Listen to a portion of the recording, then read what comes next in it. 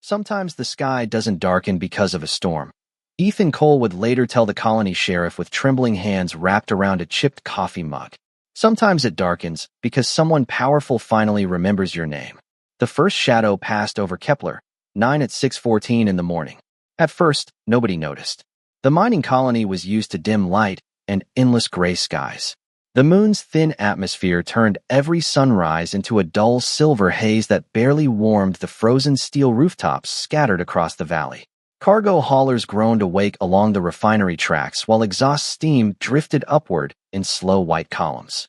Somewhere beyond the settlement walls, the wind dragged ice crystals across the tundra with a sound like sandpaper against glass.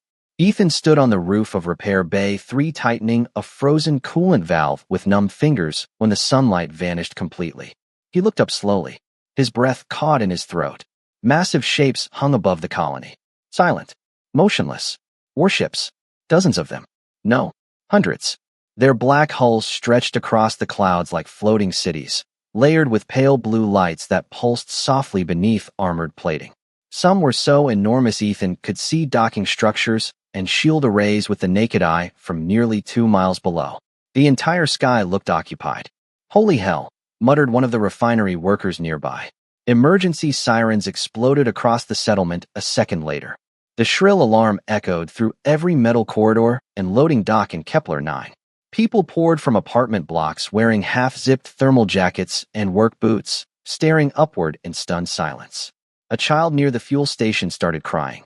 Someone dropped a crate of drilling tools that clattered across the ice. Ethan climbed down from the repair platform as fast as he could, his heavy boots crunching against frozen gravel. His old brown work jacket flapped in the wind, while static crackled from the colony loudspeakers overhead. All civilians report to designated shelter zones immediately. This is not a drill. The voice repeated 3 times before cutting out completely. Ethan's pulse thudded. Harder. He had seen military fleets before during the border conflicts years ago. But this wasn't human. Human ships looked practical, boxy, functional.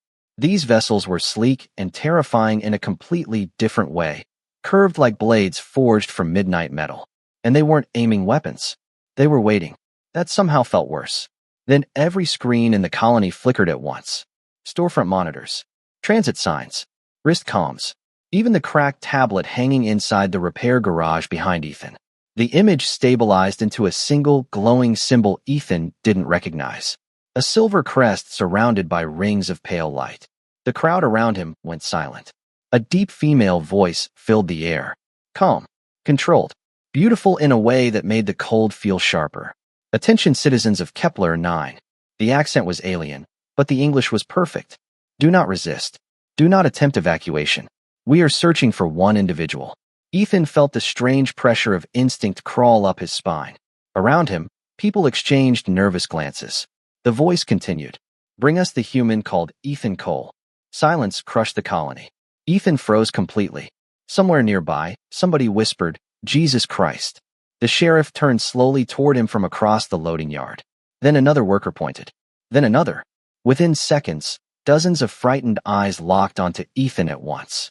He swallowed hard as the icy wind howled through the refinery towers above them. Because suddenly, every ship in the sky felt like it was staring directly at him. Ethan could feel the fear spreading through the colony faster than the cold. It moved in whispers, in locked stares, in the slow way people backed away from him across the loading yard, as if simply standing nearby might get them vaporized from orbit. Above them, the fleet remained perfectly still. No engines, no weapons fire. Just hundreds of impossible ships suspended in the clouds like dark gods waiting for permission to speak. Sheriff Nolan Briggs pushed through the crowd wearing a thick gray thermal coat with frost collecting along his beard. His weathered hand rested near the pulse sidearm hanging at his belt, though. Ethan doubted any weapon on the moon could matter right now. Ethan, Briggs said carefully, lowering his voice. Tell me you know what this is about. Ethan stared up at the ships again. Pale blue lights shimmered beneath their hulls, reflecting off the snow-covered refinery towers around the settlement. I have no idea, he answered honestly. Briggs studied him for several long seconds. That voice called you out by name in front of 3,000 people. Yeah, I noticed. Somewhere overhead, a low mechanical hum rolled across the sky. Several civilians flinched instinctively. Mothers pulled children closer. Cargo workers abandoned half-loaded haulers where they stood. Kepler 9 had always been a rough place, but rough was different from helpless. This felt helpless. Briggs exhaled slowly through his nose. You got enemies I do not know about? Ethan almost laughed at that. Sheriff, I fix mining crawlers for $70 an hour and sleep in a trailer with a heater that barely works. He shook his head. Nobody crosses the galaxy looking for a guy like me. But even as he said it, something old and uncomfortable stirred in the back of his mind. A memory wrapped in snow and static. Blue skin under emergency lights. Golden eyes staring at him through drifting frost. Ethan pushed the thought away immediately. No, it could not be connected. It had been 3 months. And she was gone. A loud metallic crack echoed overhead as one of the giant ships shifted position in the clouds. People gasped. Snow spiraled from nearby rooftops under the pressure wave. Then another voice transmission rolled through the colony speakers. You have 5 minutes. Calm. Emotionless. Do not force us to conduct a manual search. Briggs muttered a curse under his breath. Manual search. One refinery worker whispered nearby. What the hell does that mean? Nobody answered him. Ethan rubbed a hand across his jaw, trying to think through the rising pressure in his chest. His blonde hair whipped in the frozen wind while alarm lights reflected red across the ice around them. Then his wrist comm vibrated suddenly. He frowned and checked the cracked screen. 1 message. No sender ID. 3 words. Run. Ethan stared at it. His pulse quickened. Briggs noticed immediately. What is it? Ethan slowly turned the screen off. Nothing. But it was not nothing. Because only one person had ever accessed his private comm frequency without authorization before. He remembered the night clearly now. A blizzard hammering against steel walls. Emergency lights flickering red inside his tiny trailer cabin. A tall alien girl sitting silently beside the heater, wearing his old wool blanket around her shoulders, while melted snow dripped from silver-white hair onto the floor. He remembered her voice asking one question in the darkness. Why would a human save someone he does not even know? Ethan had not answered right away back then. He had simply handed her a bowl of soup and shrugged.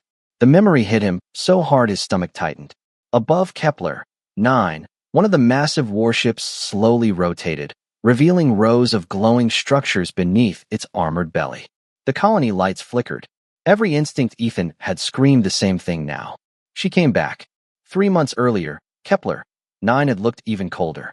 The mining moon always felt abandoned during winter rotation, when the storms rolled across the frozen plains for weeks at a time and the daylight shrank to barely 4 hours. Most people stayed indoors unless they had no choice. Ethan Cole had no choice a lot.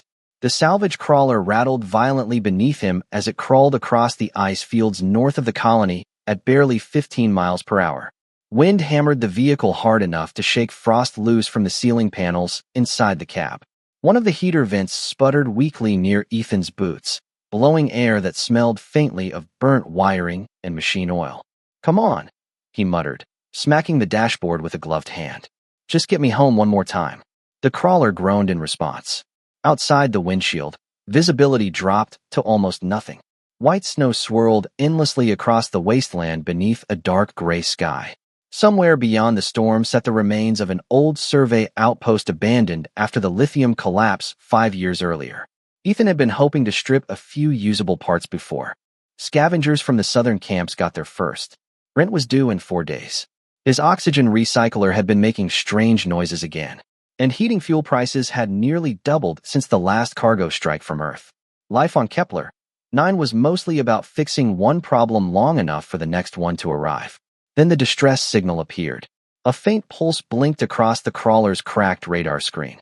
Ethan frowned immediately. The signal was weak, intermittent, almost buried beneath the storm interference. But it was definitely there. Emergency beacon.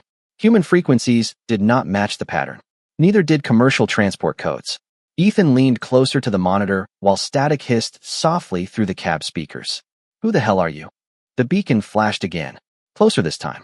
He should have ignored it. Any sane person would have.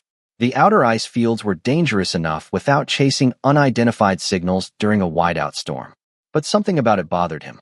Maybe because the transmission kept cutting out like whoever activated it barely had enough power left to try. Ethan sighed heavily and pulled the crawler toward the signal source. 20 minutes later, he found the wreck. Half buried beneath snow and ice sat a small escape craft unlike anything Ethan had ever seen before. Its curved hull shimmered beneath the storm like black glass under moonlight. One side had collapsed inward from impact, exposing twisted metal and faint blue sparks flickering inside. Alien. Definitely alien. Ethan climbed out into knee-deep snow with his flashlight cutting weakly through the blizzard. The cold hit instantly, sharp enough to sting through his insulated jacket. Wind tore across the plane carrying tiny ice particles that scraped against his face shield. "Hello," he shouted over the storm. "Anybody alive in there?" No response. He moved closer carefully. The hatch had partially opened during the crash. Warm air drifted outward in faint white vapor. Ethan crouched near the opening and aimed the flashlight inside. At first, all he saw were damaged control panels and dim emergency lights pulsing red across the cabin walls. Then something moved. Ethan froze. A figure slowly emerged from the darkness, holding what looked like a compact energy weapon with visibly shaking hands. Tall, slender, blue skin illuminated beneath the flashing lights. Silver-white hair clung damply across her shoulders. Golden eyes locked onto him with exhausted fear. The weapon trembled harder. "Stay back," she whispered in rough English. Her voice sounded strained, barely louder than the wind outside. Ethan stared at her for one long second. She could not have been much older than 30 by human standards. Frost covered parts of her damaged, dark uniform, and one sleeve had been burned nearly black near the shoulder. But what struck him most was not her appearance. It was the look in her eyes. Not anger, not hatred, expectation. Like she already believed whatever happened next would hurt. Ethan slowly raised both hands away from his sides.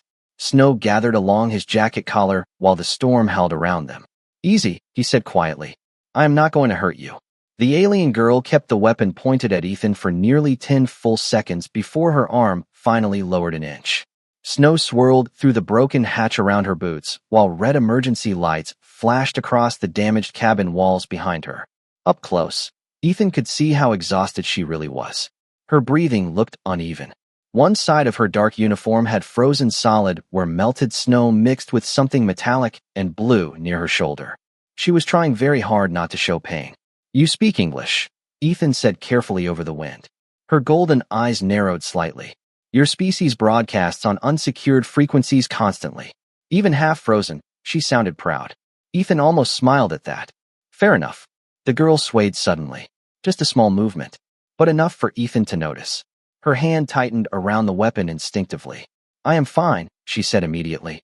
The statement would have been more convincing if her knees had not nearly buckled underneath her a second earlier. Ethan glanced toward the darkening horizon. The storm was getting worse. Fast. Visibility had dropped below 20 feet, and ice was already beginning to collect along the edges of the wrecked ship.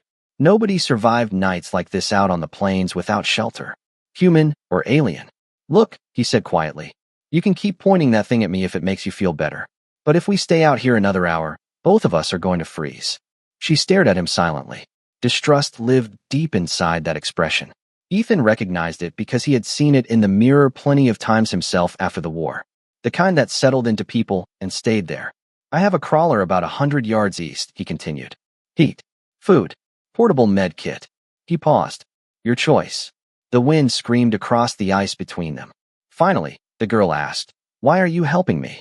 Ethan shrugged beneath his heavy work jacket. "Because you look like you need help." She studied him as though trying to uncover a trick hidden somewhere beneath the words. Then her gaze drifted briefly toward the storm outside.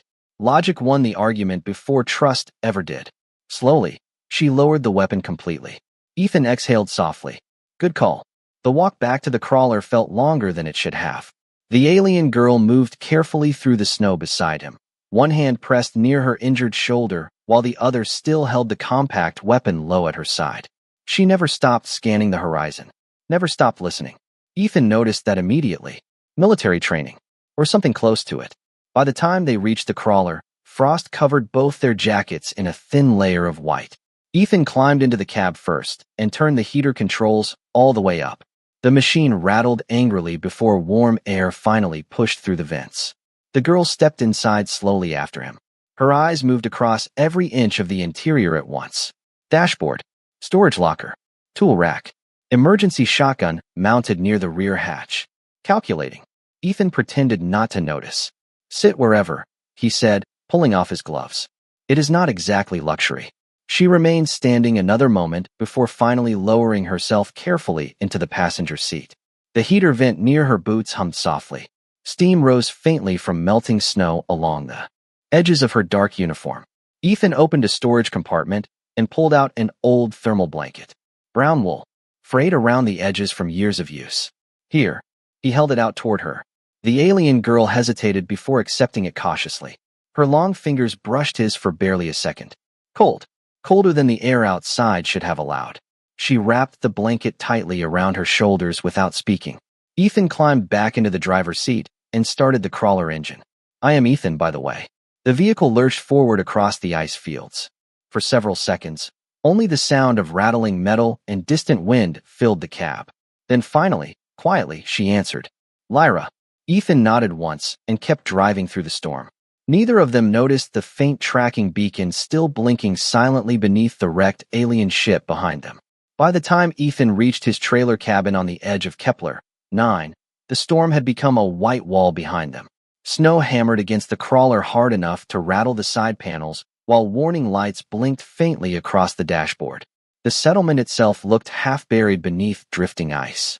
Steel rooftops disappeared under layers of frost, and dim industrial lamps glowed weakly through the blowing snow like distant candles. Ethan parked beside the trailer and shut the engine down with a tired sigh. Home sweet home, he muttered. Lyra studied the small structure through the frosted windshield without speaking. The cabin was old even by colony standards. Corrugated steel walls patched in different places. One solar panel hanging crooked near the roof. Heat exhaust drifting from a pipe wrapped with emergency insulation tape. Nothing about it looked impressive, but it was warm. And right now, warm mattered more than pride. Ethan climbed out first and forced the frozen front door open with his shoulder. The familiar smell of machine oil, old coffee, and recycled heat wrapped around him instantly. Watch your step, he called back toward the entrance. Floor panel near the kitchen still sticks sometimes. Lyra entered carefully a second later. Her golden eyes moved slowly across the cabin. Interior while snow melted from her silver-white hair onto the metal floor. The place was small enough to see almost everything from the doorway. A narrow bed against one wall. Tool shelves stacked with engine parts. Heavy winter jackets hanging beside the heater vent. A scratched wooden table with two mismatched chairs. Nothing elegant. Nothing alien. Just a human trying to survive another winter. Ethan tossed another fuel cartridge into the portable heater near the center of the room. The machine hummed louder before warm air finally spread through the cabin. Sit, he said. You look like you are about to fall over. I am not weak, Lyra answered immediately. Ethan opened a cabinet and pulled out two dented metal bowls. Did not say you were. He poured canned vegetable soup into a heating pan while the cabin lights flickered overhead. Kepler 9 power grids always struggled during storms. In the silence behind him, he could hear Lyra moving carefully through the room. Not relaxing. Never relaxing. Every tiny sound seemed to put her on alert. Metal creaking outside. Wind scraping across the roof. The heater clicking on and off. Ethan recognized survival instincts when he saw them. Here. He carried the steaming bowl toward her a few minutes later. Lyra sat near the heater wrapped tightly in the old wool blanket. The warm orange glow softened the sharp edges of her exhausted expression, but suspicion still lingered in her eyes as she accepted the food cautiously. It smells strange, she admitted quietly. Ethan smirked slightly. That is because it came from a discount supply crate. For the first time since meeting her, something unexpected appeared on Lyra's face. A tiny smile. Brief. Gone almost immediately. But real. Ethan pretended not to notice and sat across from her with his own bowl. Outside, the storm continued roaring against the trailer walls. Snow tapped softly against the narrow windows while pipes groaned under the pressure of frozen air. For several minutes, neither of them spoke. Then Lyra suddenly looked toward a framed photograph sitting crooked beside the tool shelf. A younger Ethan stood beside an older man wearing mining gear. Both. Smiling. Your family? She asked. Ethan glanced at the photo quietly. My father. Where is he now? Ethan stirred the soup slowly with his spoon. Earth. He paused. Buried in Nebraska. Lyra lowered her gaze slightly. I am sorry. Ethan shrugged once. Been 6 years. The heater crackled softly between them. Then Lyra looked up again. Humans always speak so casually about grief. Ethan leaned back in his chair, studying the storm beyond the window. No, he said quietly. We just get used to carrying it. Lyra stared at him for a long moment after that. Not afraid this time. Curious. And somewhere beneath the exhaustion in her glowing golden eyes, something colder had started to weaken just a little. The storm trapped them together for 4 days. By the second morning, snow had buried half the trailer windows and frozen the outer door shut from the outside. Ethan spent almost an hour clearing ice with a rusted utility shovel while Lyra watched silently from inside beside the heater. Every time he came back through the door covered in frost and windburn, she looked faintly confused that he had returned at all, as if leaving people behind was more familiar to her than staying. The cabin settled into an uneasy rhythm after that. Ethan repaired mining equipment during the day while Lyra occupied the chair near the heater wrapped in the old wool blanket. Sometimes she studied the snowfall through the narrow windows for hours without moving. Other times she examined random human objects with careful fascination. A coffee grinder, an old wrench set, printed paper books stacked near Ethan's bed. You still use physical pages, she said one evening while turning one carefully beneath the yellow cabin light. Ethan glanced up from the engine components spread across the kitchen table. Books do not lose power during storms. Lyra ran her fingers slowly across the worn paper cover. On my world, only ceremonial archives are preserved physically now. Ethan smirked faintly. Yeah, well, my world charges extra for digital storage. Another almost smile touched her face before disappearing again. Little by little, the sharp edge around her started fading. Not completely. She still startled at unexpected noises. Still kept the compact alien weapon within arm's reach at night. Still watched every passing cargo shuttle through the frosted glass like she expected someone to come for her eventually. But she no longer looked at Ethan like he was seconds away from betrayal. That changed things in quiet ways. On the 4th night, the power grid failed completely. The cabin lights flickered twice before dying with a low electrical groan. The heater dropped to emergency battery mode, leaving the room wrapped in dim orange light and mechanical silence. Outside, wind dragged itself across the metal walls with a long, hollow whistle. Ethan sighed from the floor beside the powerless tool bench. Perfect timing. Lyra looked toward the dark ceiling. Does this happen often? Only when I need the heater most. Ethan grabbed an old lantern from the shelf and lit it manually. Warm amber light spread across the room, softening the steel walls and shadows around them. For a while, neither spoke. The storm outside sounded distant now, like another world pressing gently against the thin walls between them. Ethan eventually sat near the heater with a mug of reheated coffee balanced in both hands. Across from him, Lyra stared into the dim glow of the lantern with an expression he could not quite read. Tired, maybe. Or lonely. You miss home? Ethan asked quietly. Her golden eyes lifted toward him slowly. I do not know if home still exists for me anymore. The answer settled heavily in the silence between them. Ethan nodded once. No questions after that. No pressure. Just understanding. Something shifted in Lyra's expression then. Not dramatic. Just subtle enough to matter. Your species is strange, she murmured softly. Ethan raised an eyebrow. That bad, huh? No. She studied him carefully across the orange heater light. Humans continue showing kindness even when there is no advantage in doing so. Ethan leaned back against the wall with a tired shrug. Sometimes there is advantage. What advantage? He thought about it for a moment while the wind scraped ice against the roof overhead. Then he answered honestly. Maybe the world sucks. A little less afterward. Lyra stared at him in complete silence after that. Outside, the storm kept raging across the frozen plains of Kepler 9. But inside the tiny trailer cabin, for the first time in a very long while, neither of them felt entirely alone. The storm finally broke on the 5th morning. Pale sunlight spilled across the frozen plains outside the cabin, turning the snowfields into endless sheets of silver light. For the first time in days, Ethan could actually see the refinery towers of Kepler 9 rising in the distance beyond the hills. The whole colony looked exhausted. Smoke drifted lazily upward from industrial vents while cargo transports crawled slowly across the ice roads like tired insects waking after winter. Ethan stepped outside with a steaming cup of coffee in one hand and immediately squinted against the brightness. The air still carried enough cold to sting his lungs, but after days trapped beneath blizzard clouds, the silence felt almost peaceful. Behind him, the cabin door hissed open softly. Lyra stepped outside wrapped in his old dark coat, the oversized sleeves hanging slightly past her hands.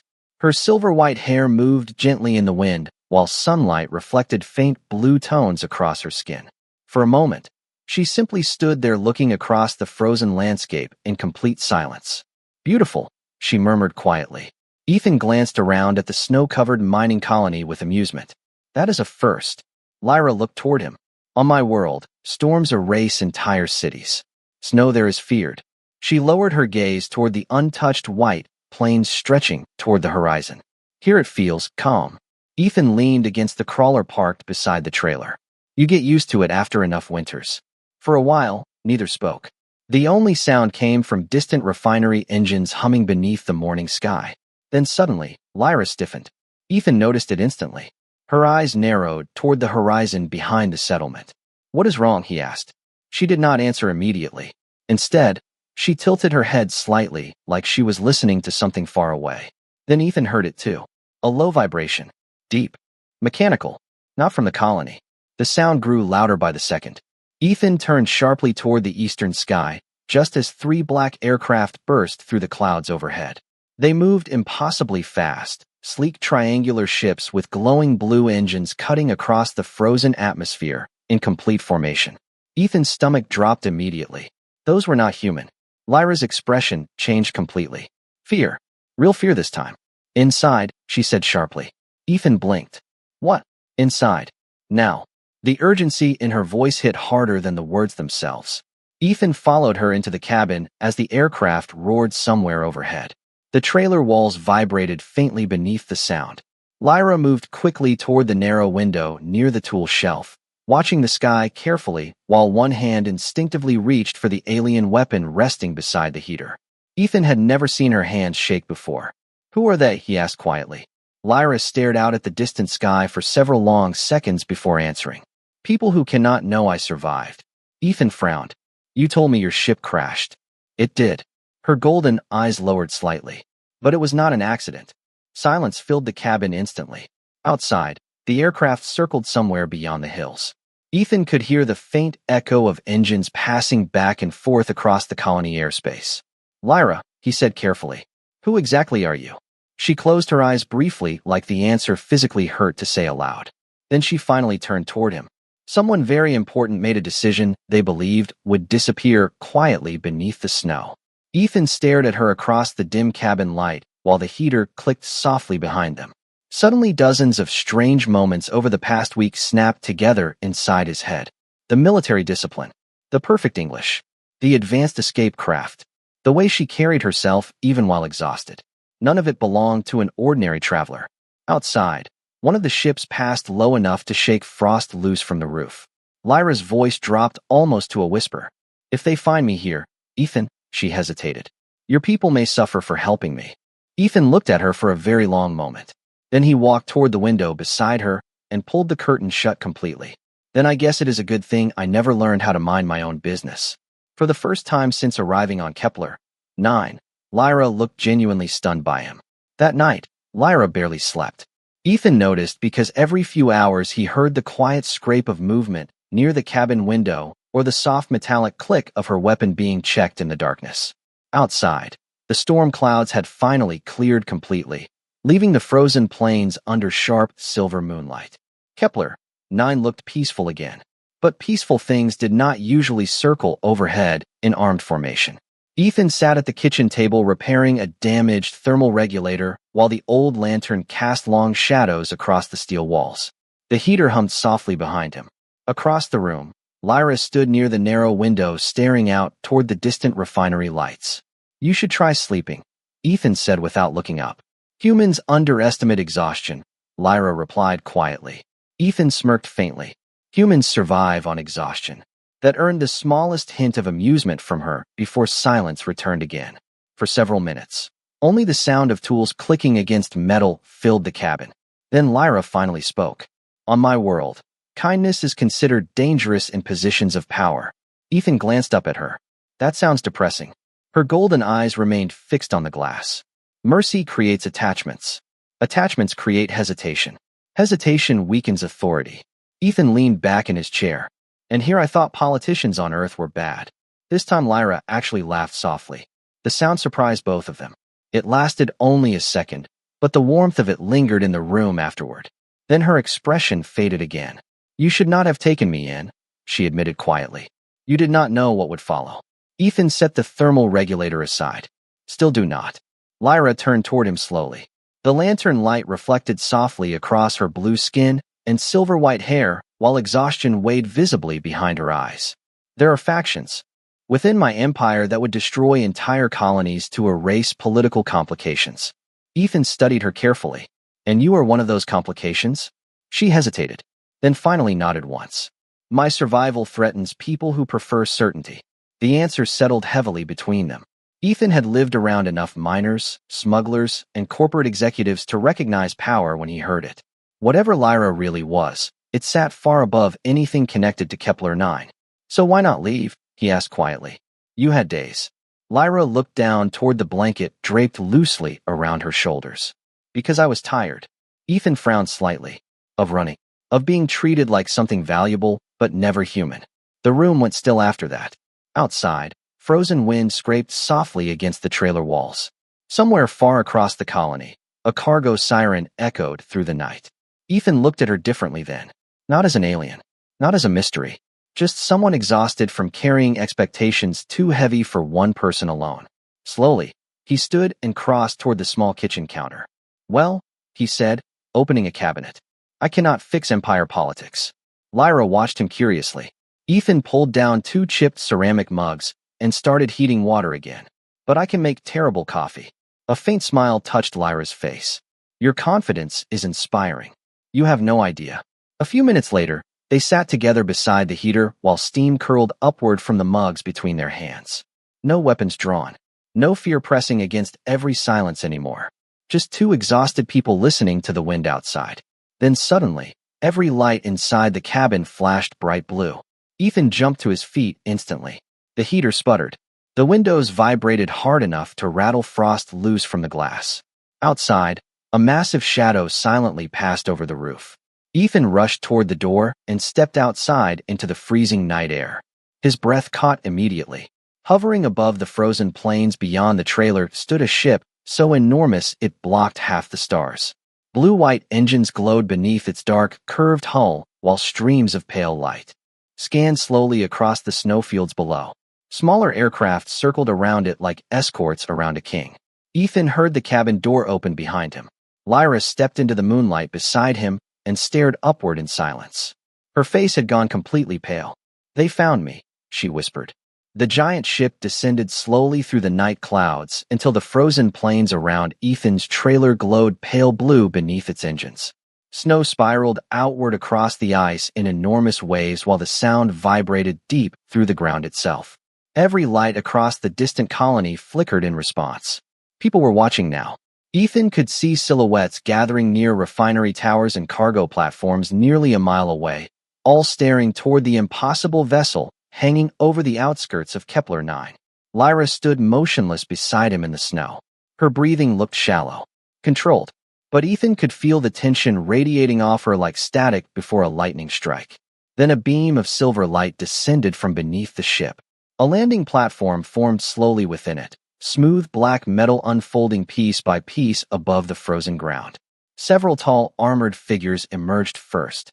Their armor gleamed dark blue beneath the moonlight, marked with silver symbols Ethan recognized instantly from the broadcasts now filling the colony skies in the present day.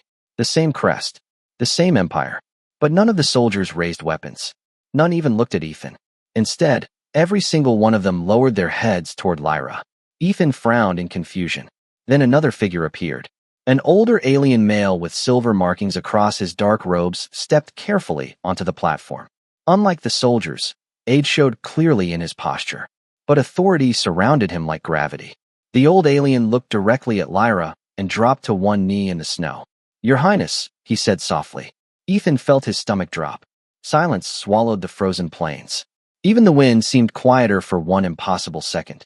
Lyra closed her eyes briefly, like someone exhausted by the truth finally catching up to her. "Rise, Chancellor," she answered quietly. Ethan stared at her. "Highness." She looked toward him slowly then.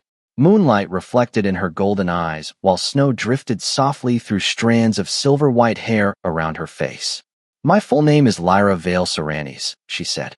First heir to the Vale Dominion.